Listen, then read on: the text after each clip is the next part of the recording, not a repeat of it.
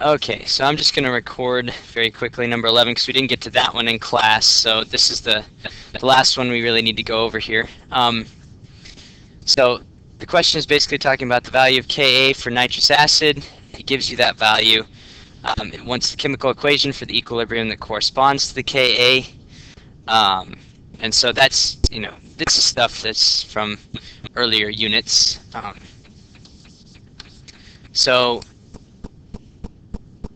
there's two ways to write these acid equilibriums. I'm going to write the shorthand way, where you've got the HNO2 in equilibrium with H plus NO2 minus.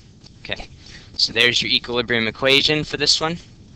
It says by using the value of the Ka, calculate delta G 0 for the dissociation of nitrous acid in aqueous solution. Whoops, nitrous acid, not nitrous aid. Should be acid, sorry. Okay, so all we're going to do here is use the Ka and plug it into the formula that we have here. And the formula is delta G0 equals negative RT ln K. Alright, so this one's actually pretty easy because we're trying to find the delta G.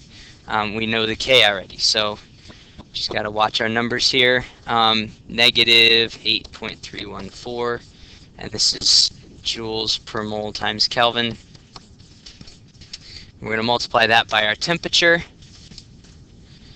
which, if we're calculating the delta G0, and again, they even say up here that it's at 25 degrees, so you can make that assumption.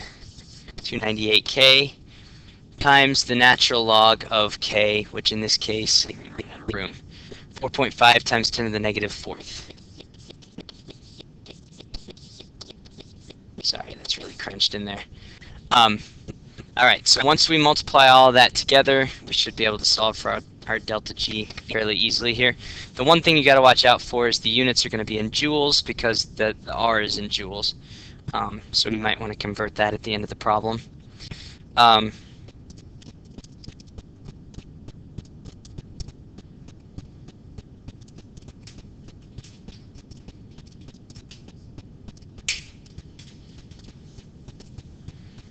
So once we do that, you should get, and again, if it's in joules, it's going to seem like a really big number. Let me see what we're working with here. 2, I guess, because of the Ka. So 19,000 joules per mole. Okay?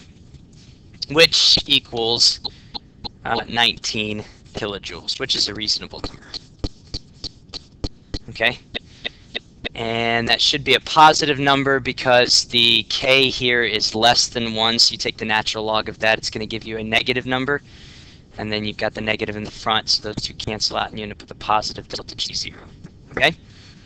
So that's part B. Now part C, it says, what is the value of delta G at equilibrium?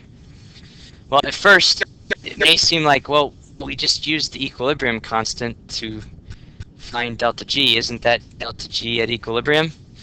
The trick here is they're asking about delta G, not delta G0, okay? So at equilibrium for this equation, the value of delta G is actually 0. And if you go back in the notes and you can actually take a look at this, we have that equation, delta G0, delta G, hopefully I'm remembering this equation right, delta G0 plus RT ln Q.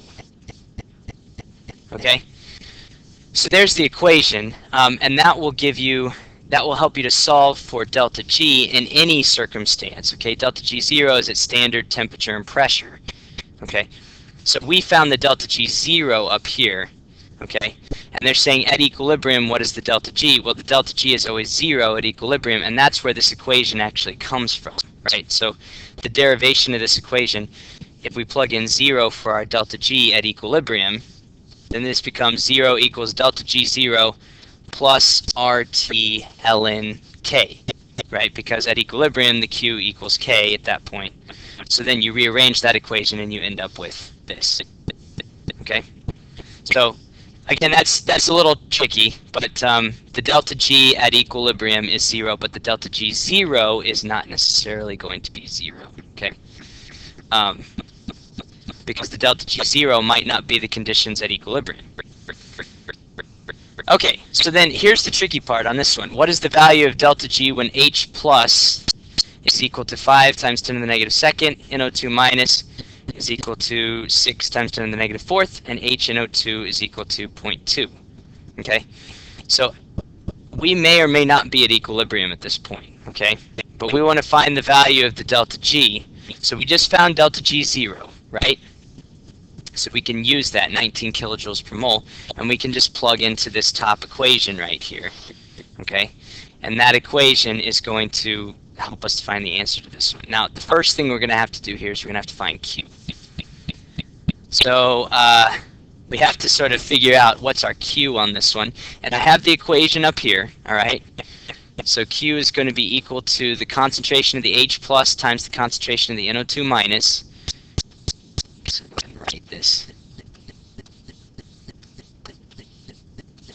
over the concentration of H in O2. All right, so then when we're calculating our Q, we just use the numbers that they gave us over here. They told us all of those concentrations, so we just plug them in. That'll give us our Q value. Okay, so the H plus is 5 times 10 to the negative second. I'm running out of room here. Just said 5 times 10, yeah. 5.0 times 10 to the negative second. And all of these are one-to-one stoichiometry, which is fortunate. Makes it a little bit easier. Times the NO2 minus, which is 6.0 times 10 to the negative fourth. And we divide that by the H NO2, which is 0.2. So that's going to give us our Q as we figure all that out.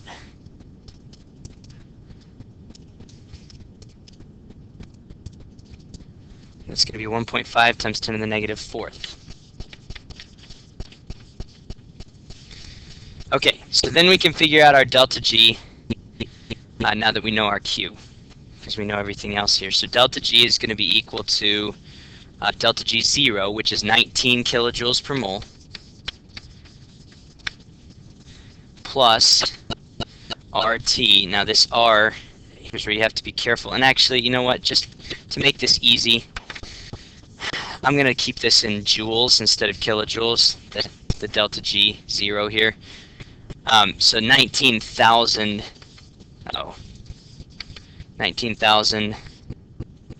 joules per mole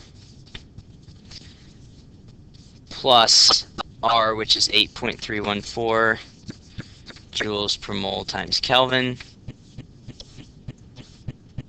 times the temperature, which is still 298.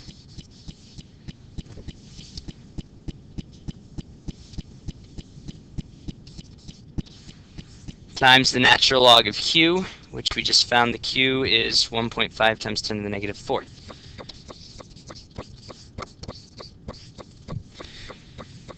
That looks like an H. That's natural log Ln. That didn't help.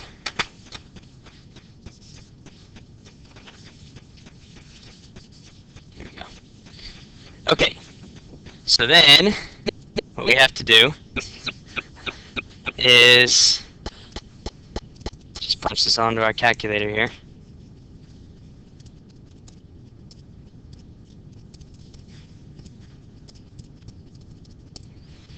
And we should end up with the delta G here of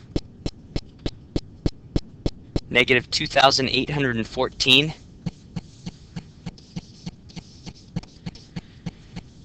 Now, again, that seems like a big number, or I guess negative 2,800. But that's joules per mole, okay?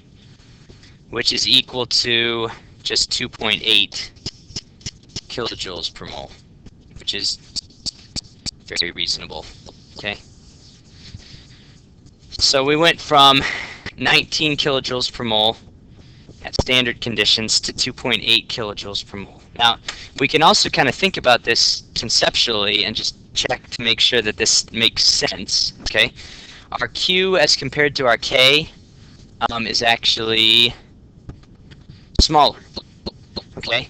So if the Q is smaller than the K, then what that means is the products are going to need to increase a little bit, okay? So if the products increase, we're talking about the reaction going this way, okay? Which we're talking about G getting a little bit closer to being negative, right? Because the smaller G gets, the more negative it gets, the more spontaneous the reaction is becoming in the forward direction, okay? As written. So it kind of does match what we're seeing, because what we're seeing is the delta G actually getting a little bit smaller. It's getting closer to that negative number, okay? All right, so that's that. Hopefully that one makes sense. That one's kind of a big, long one. But if you know all 11 of these, and if you study the concepts that are on the conceptual review sheet that I gave you, you should be good to go for the quiz or for the test tomorrow.